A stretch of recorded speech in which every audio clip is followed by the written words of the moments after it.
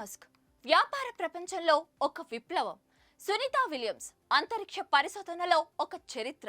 ఈ ఇద్దరు ఇప్పుడు ఒకే అంశంపై ఎదురెదురుగా నిలిచారు. అదే ఇంటర్నేషనల్ స్పేస్ స్టేషన్, అంటే ఐఎస్ఎస్ అని పిలుస్తారు. ఇద్దరు ఈ స్పేస్ స్టేషన్ గురించే మాట్లాడుతున్నారు. ఒకరు దాన్ని త్వరగా మూసివేయాలంటున్నారు, మరొకరేమో అంత తొందర ఎందుకని ప్రశ్నిస్తున్నారు.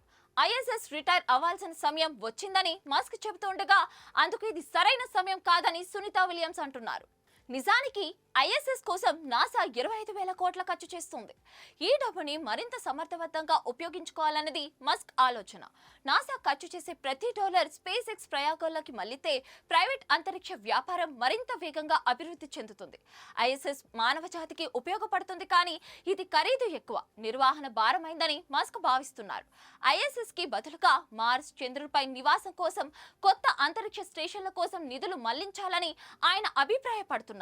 కానీ నాసా దీనికి సిద్ధంగా లేదు. ఐఎస్ఎస్ ని 2030 వరకు కొనసాగించాలనుకుంటోంది.